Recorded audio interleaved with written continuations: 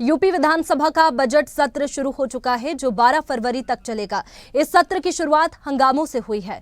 एक तरफ जहां राज्यपाल के पहुंचते ही पक्ष ने जय श्री राम के नारे लगाते हुए विपक्ष ने हंगामा शुरू कर दिया। राज्यपाल आनंदीबेन पटेल विधानमंडल में अभिभाषण पेश किया। ये बजट सत्र आज से शुरू होकर 12 फरवरी तक चलेगा। 5 को वित्त मंत्री सुरेश खन्ना विधानसभा में वित्त वर्ष 2024-25 का बजट पेश करेंगे।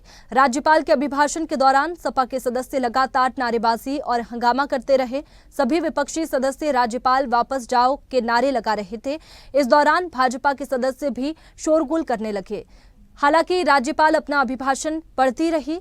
राज्यपाल बोली, राम राज्य स्थापित करने में सफल रही सरकार। राज्यपाल ने अपने अभिभाषण के अंत में कहा कि प्रदेश सरकार अपनी योजनाओं के क्रियान्वयन और कानून व्यवस्था को सुदृढ़ करते हुए प्रदेश में राम राज्य स्थापित करने में सफल रही है। प्रदेश में 2 बार हुई इन्वेस्टर समिट, G20 विश्व कप 2023 के आयोजन के साथ ही प्राण प्रतिष्ठा कार्यक्रम सकुशल संपन्न हुआ है, जिसने दुनिया के सामने प्रदेश की एक नई छवि रखी है।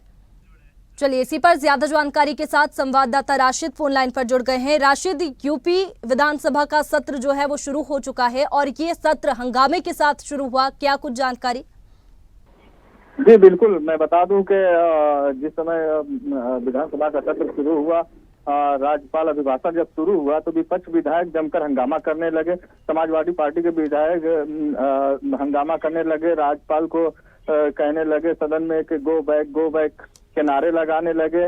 और भारतीय जनता पार्टी की बात करें तो भारतीय जनता पार्टी के जो विधानसभा शुरू हुआ, शुरुआत में ही जय श्री राम के नारे लगाए गए और जय श्री राम नारे लगाने के बाद ही शुरू किया गया, जिसमें से मुख्यमंत्री योगी आदित्यनाथ भी मौजूद हैं और पूर्व मुख्यमंत्री अखिलेश यादव भी मौजूद हैं। बिल्कुल, हंगामे के साथ सत्र की शुरुआत हुई है, लेकिन राशिद बात करें तो लोकसभा चुनाव भी नजदीक है।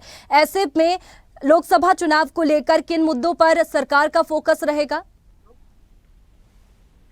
जी बिल्कुल, मैं बता दूं कि लोकसभा चुनाव को देखते हुए भारतीय जनता पार्टी जिस तरह से अपने कार्यकर्ताओं को साधने की कोशिश कर रही है और जो आम जनता उसे लुभाने का काम कर रही है, जैसे जल नल योजना हो गया उसको गिनाने की काम कर रही है और जो 5 किलो राशन गरीब जनता को दी जा रही है उसके बारे में लगातार चर्चा हो रही है और आने वाले समय में जो है वो बेरोजगारी पर भी बात की जा सकती है।